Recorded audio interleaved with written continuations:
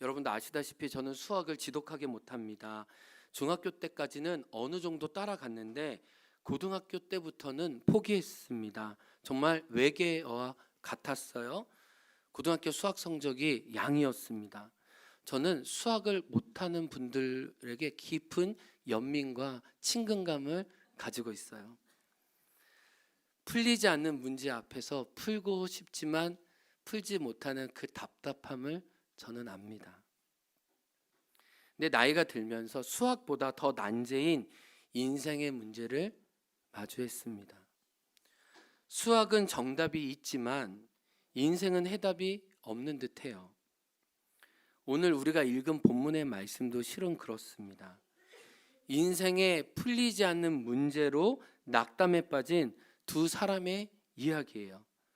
그 주인공은 남편 글로바와 그의 아내 마리아의 이야기입니다. 이 부부 글로바와 마리에게는 실은 강력한 소망이 있었습니다. 예수가 로마의 속박을 끊고 가져올 새 이스라엘에 대한 소망이었어요. 그래서 모든 것을 버리고 예수를 따랐습니다. 인생을 올인했어요. 예수에게 던졌습니다. 그런데 3일 전 이 아내 마리아는 예수님의 참혹한 죽음을 자기 눈앞에서 보았습니다. 요한복음 19장 25절은 이렇게 기록해요. 한번 읽어볼까요? 시작. 그런데 이모와 누구요? 글로바의 아내 마리아와 막달라 사람 마리아가 서 있었다. 예수님의 죽음 앞에 글로바와 마리아는 털썩 주저앉고 말았습니다. 자신의 전부가 일순간 사라진 거예요. 희망이 한 줌의 재가 되었습니다. 소망의 반대는 절망이 아니에요. 사망이에요. 이들은 살았지만 이미 죽은 자처럼 됩니다. 3일 전 예수의 죽음과 함께 부부의 삶의 이유는 실은 없어졌어요. 부부에게 남은 선택은 정말 딱 하나, 집으로 돌아가는 것밖에 없었습니다. 그때 한 여행자가 다가와 집으로 가는 여정에 동행합니다. 예수님이 찾아오신 거예요. 부활하신 예수님이 동일한 처지가 되어 걸으시는 장면이 오늘 우리가 읽은 누가복음 24장의 말씀입니다. 근데 너무 상심했던 글로바와 마리아는 예수님인 줄 몰라요. 깊은 절망이 마음을 얼마나 가득 채웠으면 그들의 보는 눈까지도 실은 가린 거예요. 여러분, 사람이 이런데요, 너무 상심이 깊으면요 보아도 보지 못해요. 안 것 같아도 하나도 느끼지 못해요. 예수님은 그들의 마음을 좀 풀어내길 원하셨어요. 그래서 자연스럽게 부부가 무슨 이야기를 하는지 묻고 계세요. 알면서도 응어려진 것을 좀 말할 수 있도록 기회를 주시는 거예요. 그때 아내 글로바가 당신은 최근에 일어난 일도 모르고 있습니까? 그 당사자 되시는 예수님을 책망해요. 글로바의 이야기를 들어보면 글로바의 낙심의 이유를 알 수 있어요. 우리 21절 말씀 한번 읽어보겠습니다. 21절 시작. 우리는 그분이야말로 이스라엘을 구원하실 분이라는 것을 알고서 그분에게 소망을 걸고 있습니다. 보세요.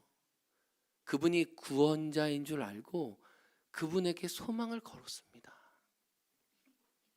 여기서 구원은요, 노예를 자유케 하는 걸 말하는 거예요.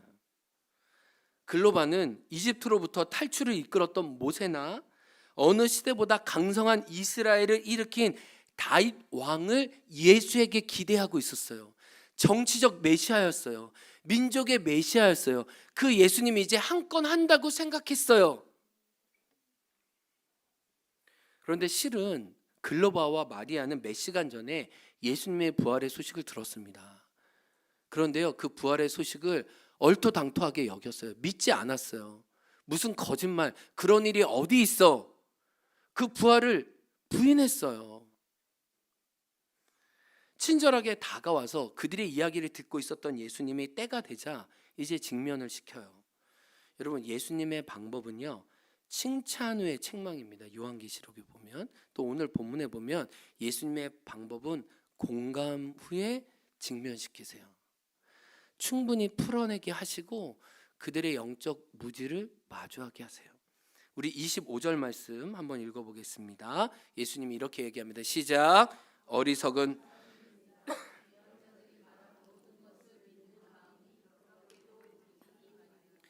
예수님 전곡을 찔러요. 너희들은 어리석다. 너희들이 무지하구나. 너희들이 완고하구나. 예수님은 완고함을 책망하시고 책망하신 예수님은 책망에서 끝나는 게 아니라 하나하나씩 설명해 주세요. 그리고 26절과 27절을 말씀해 주십니다. 시작.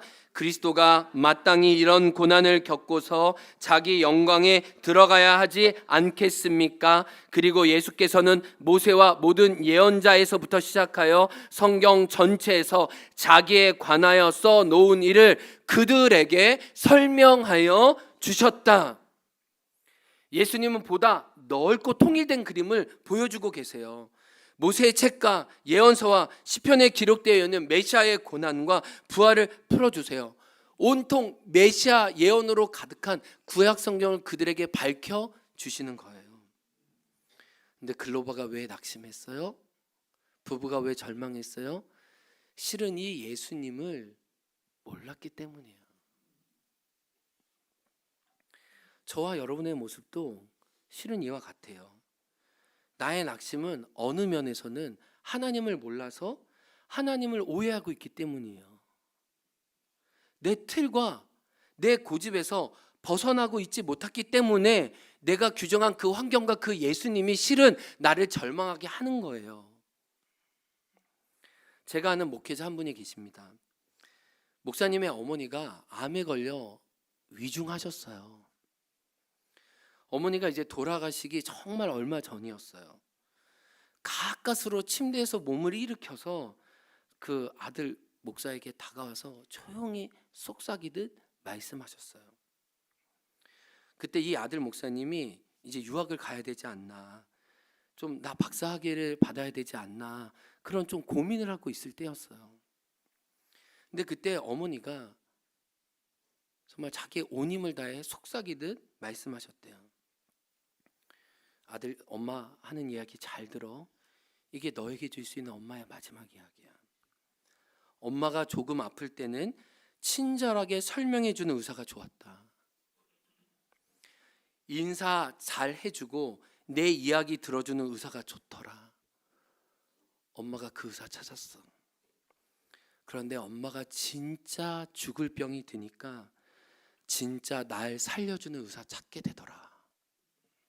아들, 너 어설픈 목사 되지 마. 박사학위 따고 사람들에게 젠틀한다고 그거 목회하는 거 아니야. 진짜 목사는 사람 살리는 거야. 죽은 사람 예수께로 돌이키게 하는 게 진짜 목사야.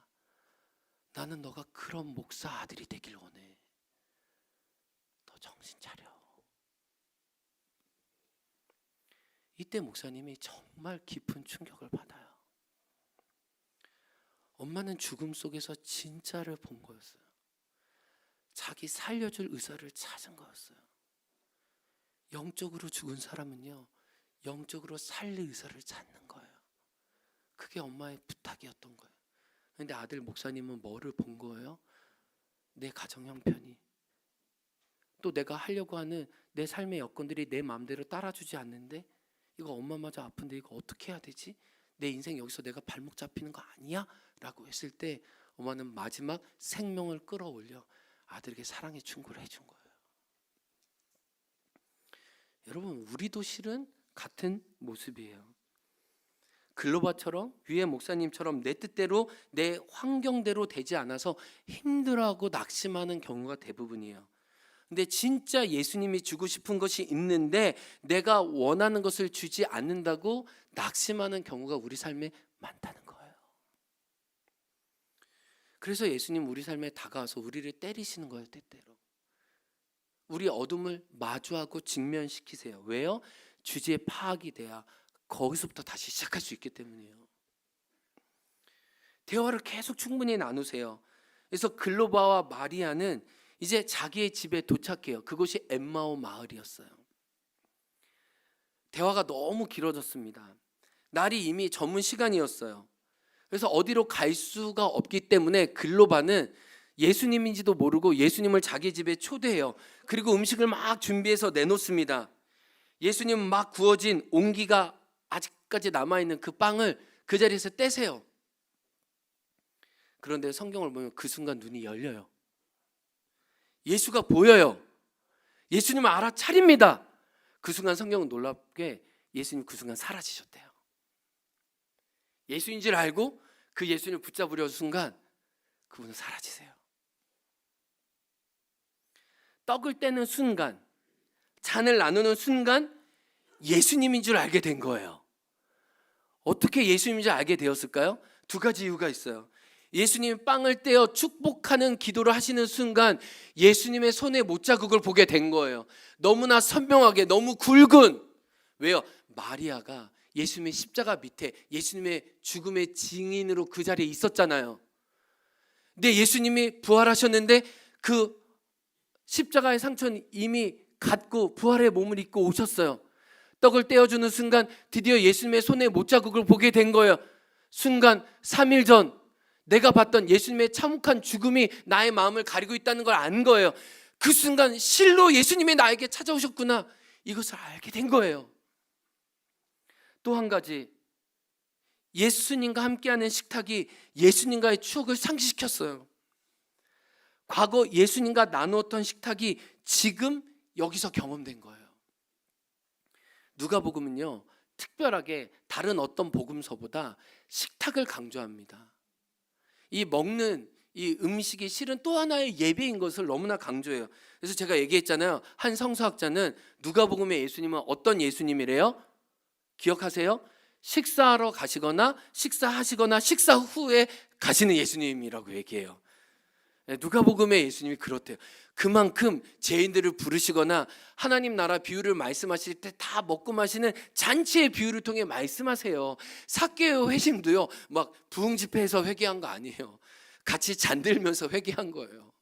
누가복음 15장에 아버지가 돌아온 탕자에게 뭐를 향해, 야, 아들이 돌아왔다, 우리가 소를 잡자, 잔치를 하자, 풍악을 올려라. 하나님 나라가 이 예수가 차려주신 식탁이 있다는 것을 누가는 계속 강조해요. 그 식탁에서 실은 마음이 열리고 눈이 열리는 거예요. 그걸 지금 상심했던 글로바와 그 아내 마리아가 경험하고 있는 거예요. 글로바 부부도 예수와 함께 식탁을 나누면서 과거의 기억이 소급된 거예요. 예수님과의 식탁이 얼마나 풍성하고 즐거웠는지, 깊고 부드러웠는지, 예수님과 함께했던 제자의 시간이 그들에게 다시 영혼에 피어오른 거예요. 여기서요, 우리가 받게 되는 중요한 메시지가 있어요. 예수님은요, 엄청난 찬란한 빛을 동원해서, 천사들을 동원해서 글로바와 마리아에게 자신을 드러낸 것이 아니에요. 충분히 그러실 수도 있었어요. 근데 그러지 않으세요.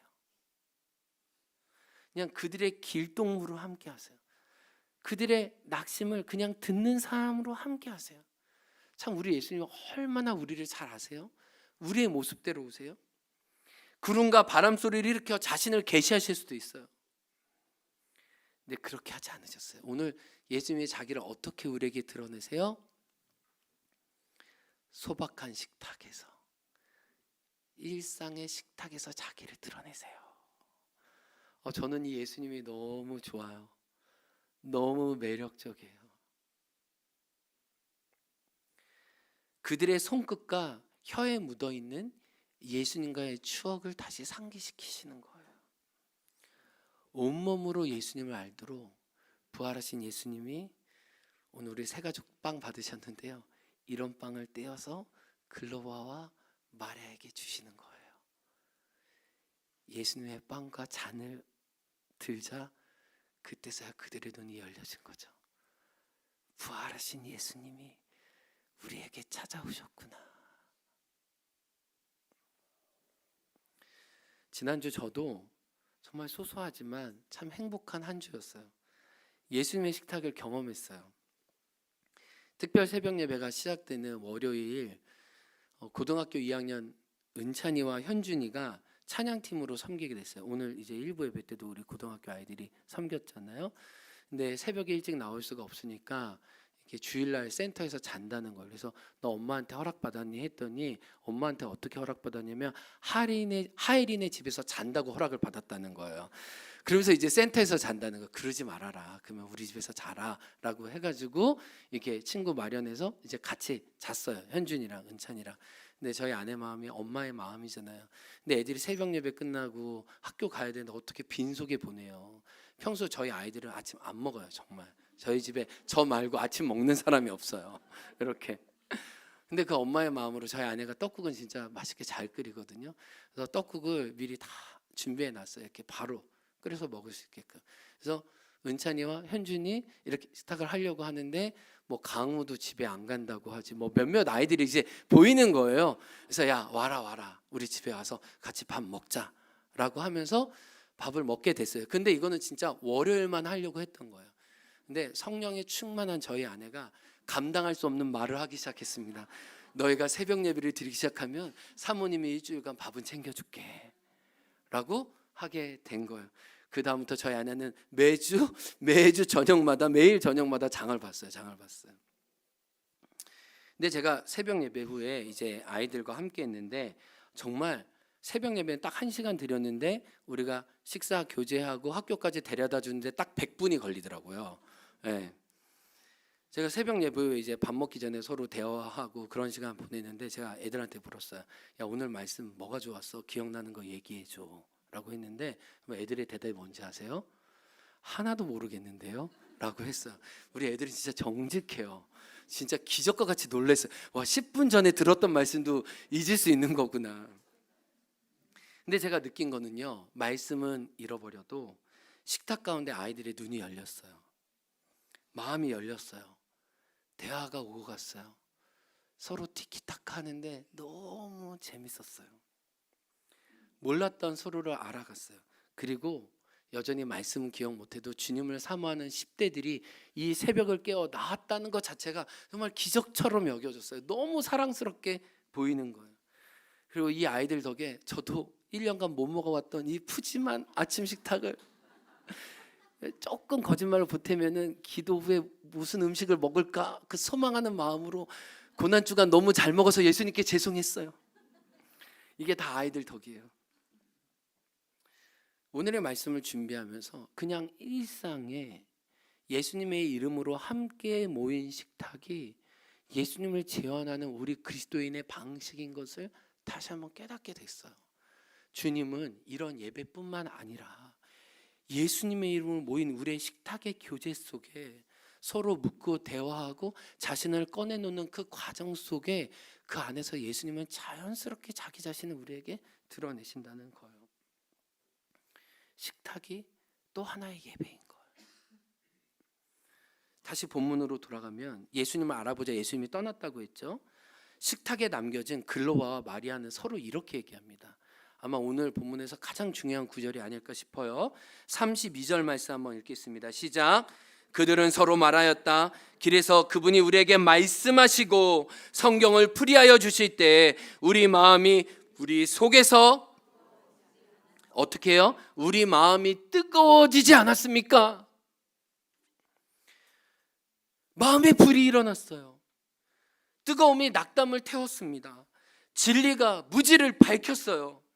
뜨거워진 마음과 열려진 눈, 이것이 부활한 예수님을 만난 하나님의 사람들의 특징입니다.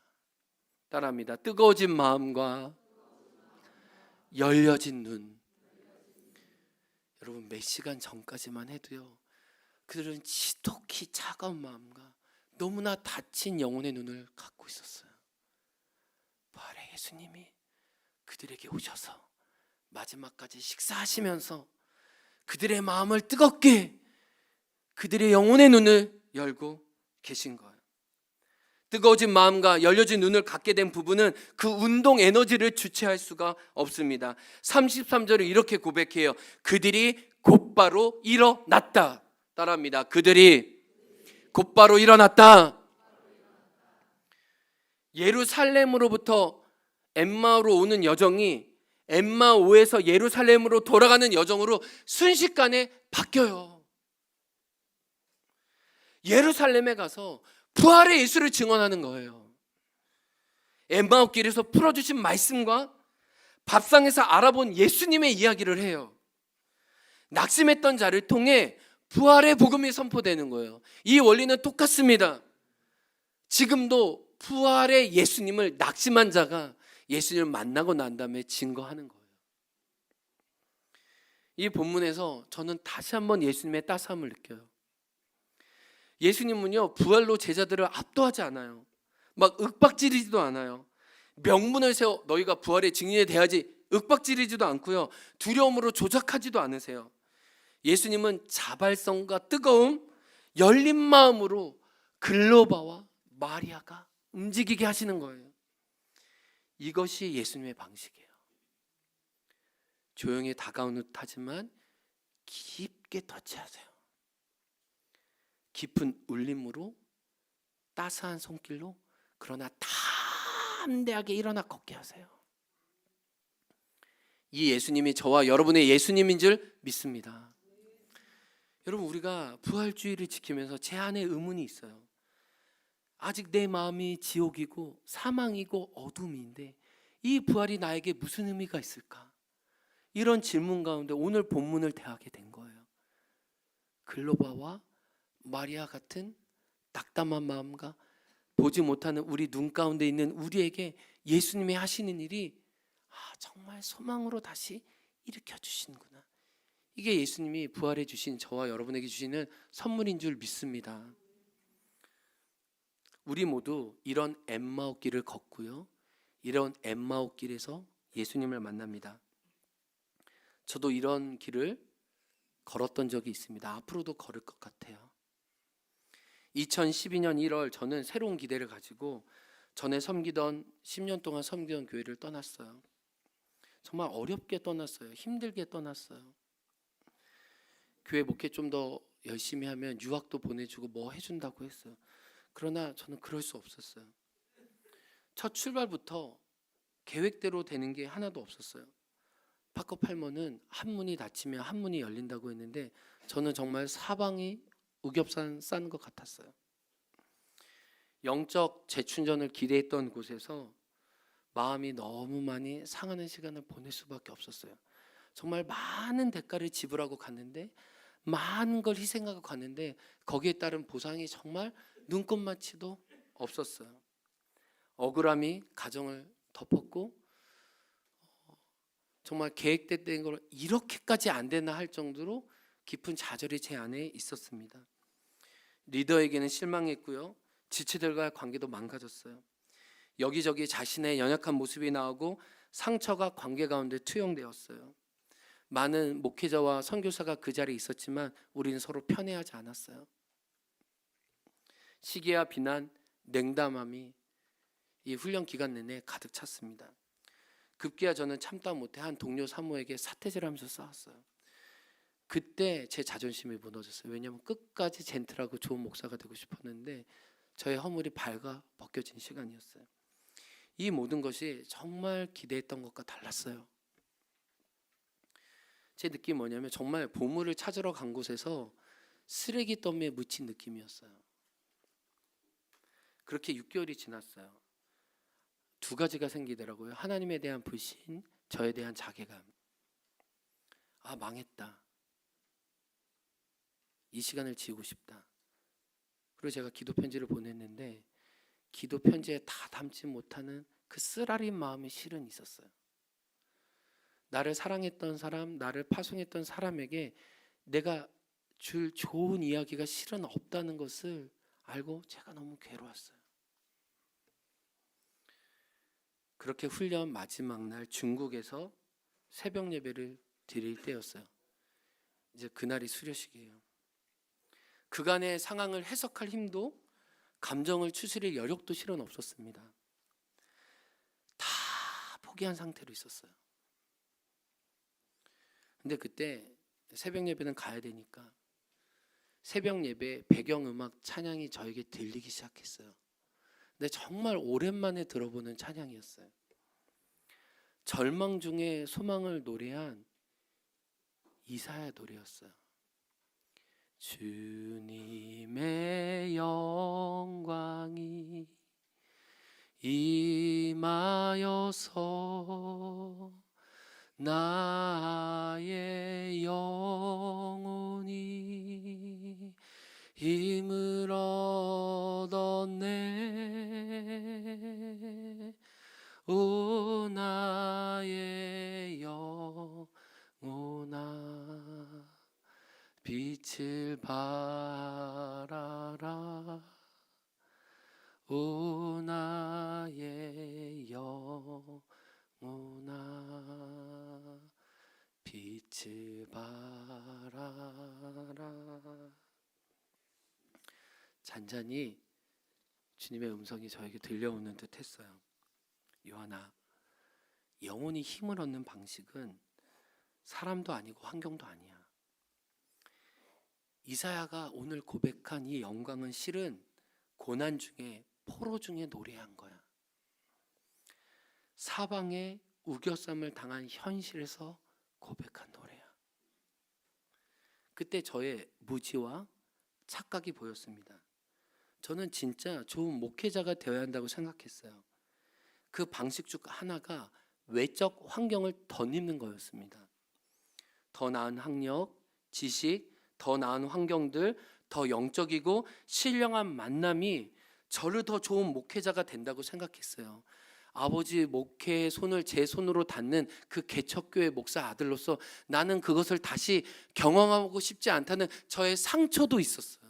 또 저의 보상 심리도 있었고 저의 불안도 있었어요.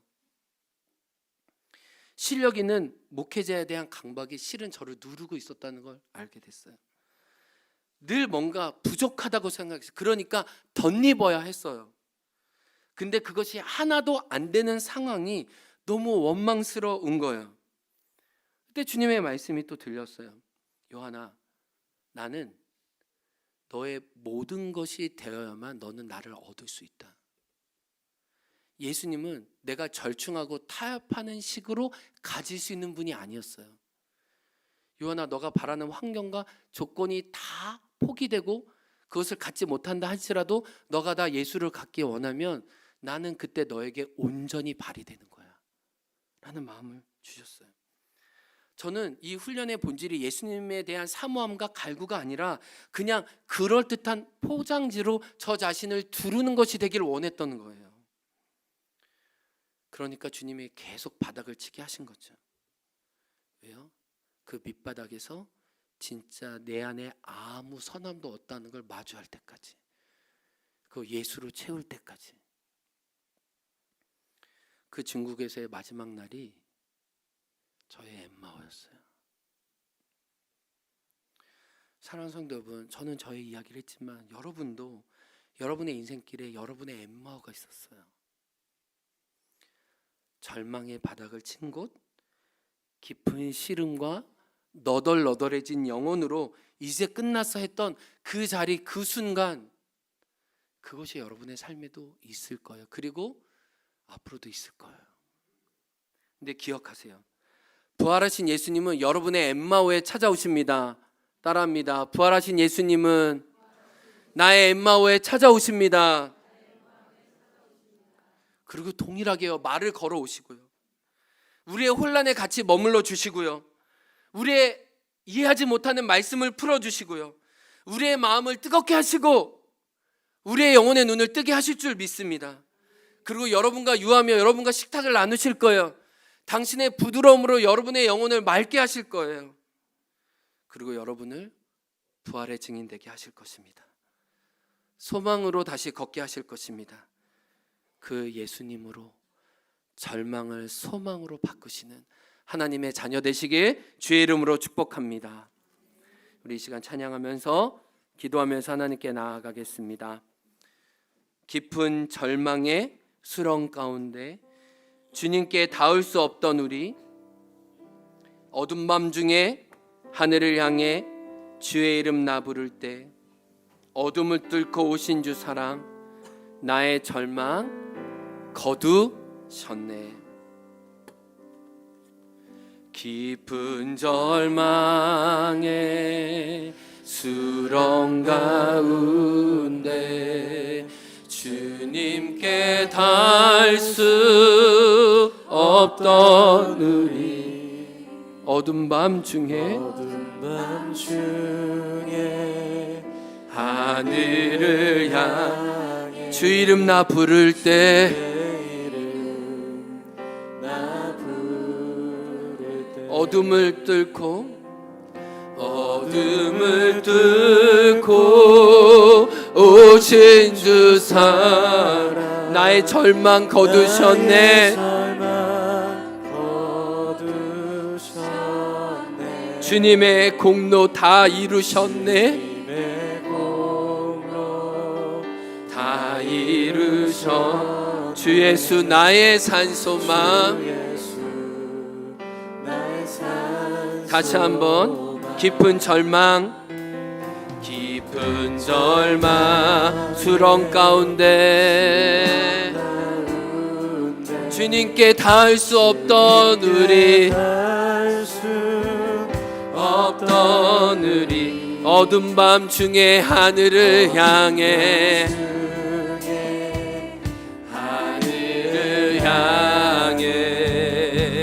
주의 이름 나 부를 때 어둠을 뚫고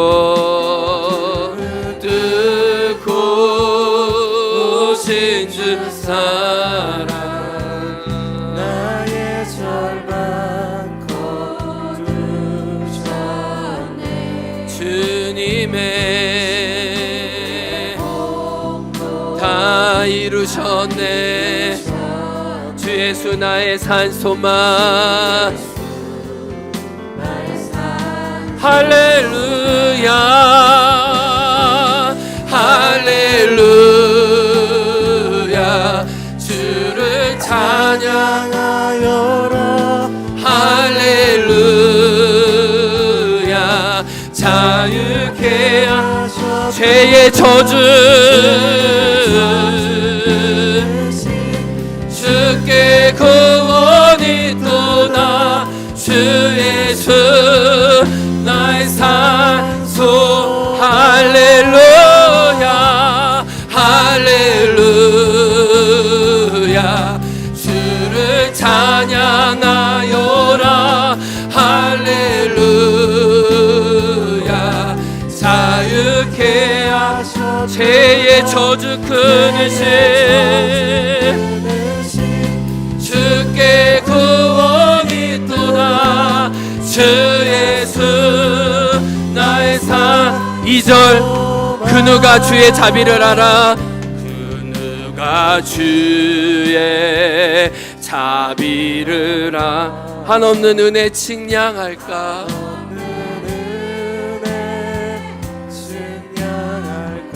영광을 떠나 이 땅에 오신 죄가 되신 그 주 예수 죄가 되신 그 주의 십자가 내게 말하네. 주의 십자가 내게 말하 영원히 난 용납됐네. 아름다우신 왕 나는 주의 것 나는 주의 그리스도 나의 산소망. 아멘 할렐루야 할렐루야 찬양하여라. 할렐루야 자유케 하셨도 죄의 저주 끊으신 주께 구원이 또다. 주 예수 나의 산소 할렐루야 할렐루야 주를 찬양하여라. 할렐루야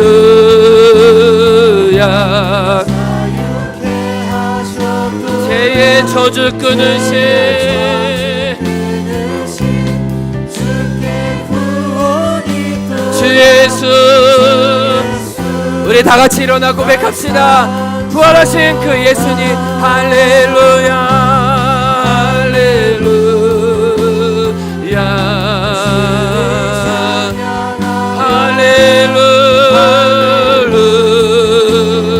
할렐루야. 죄의 저주 끊으신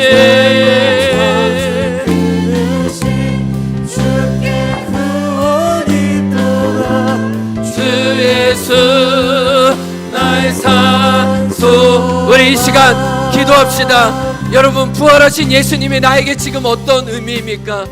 글로바와 마리아에게 그 낙심하고 절망한 자리에 찾아오셨던 그 예수님이 나의 부활의 예수님입니다. 그 부활의 예수님은 저기 멀리 우주에서 땅 끝에서 우리를 쳐다만 보신 분이 아니시고 우리의 절망과 낙심의 자리에 한가운데 동무가 되어주셔서 찾아오시는 그 예수님입니다.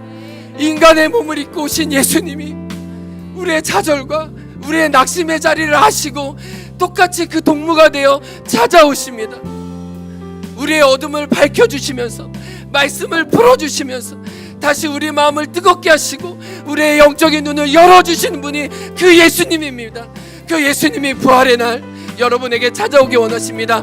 여러분의 절망은 무엇입니까? 여러분의 낙심은 무엇입니까? 그 예수의 소망을 붙들고 이 자리에 나가기 원합니다. 주여 이름 한 장 부르면서 예수님 나의 소망이 되어 주옵소서.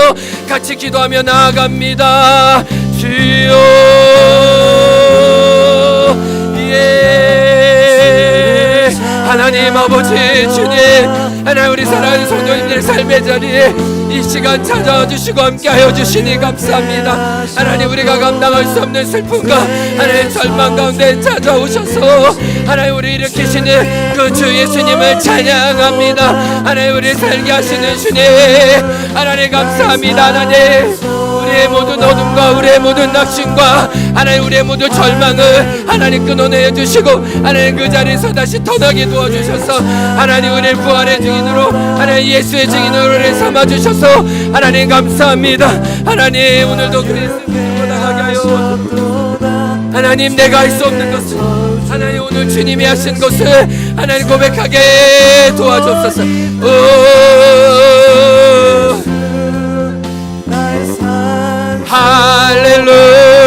할렐루야, 할렐루야, 할렐루야. 자유케 하셨도다.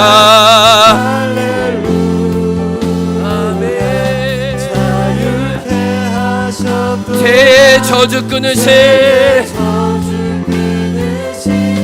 주께 구원이 주 예수. 우리의 목소리로 고백해요. 할렐루야, 할렐루야. 주를 찬양하여라. 할렐루야. 자유케 하셨다. 죄의 저주 주께 구원이 또다. 주 예수 나의 산 소망. 주 예수 나의 산 소망. 주 예수 나의 산 소망. 하나님 아버지, 부활하신 예수님이 우리에게 다가오시는 그 방식으로 인해 찬양합니다. 하나님 우리는 우리의 기대대로 되지 않은 일 속에 많이 낙담하고 많이 시름시름 했습니다. 내가 규정한 예수님과 내 뜻대로 되지 않은 현실에 대해서 하나님 당신께 원망했습니다.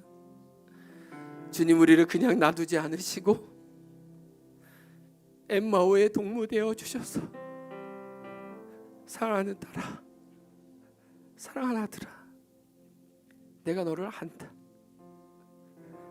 내가 너를 깊이 안다. 너가 나에게 모든 걸 걸었지만 너 뜻대로 되지 않은 그 현실 가운데 얼마나 슬퍼했는지 안다. 주님, 그 예수님이 제자들의 마음을 뜨겁게 하시고 마음의 눈을 열어주셨던 것처럼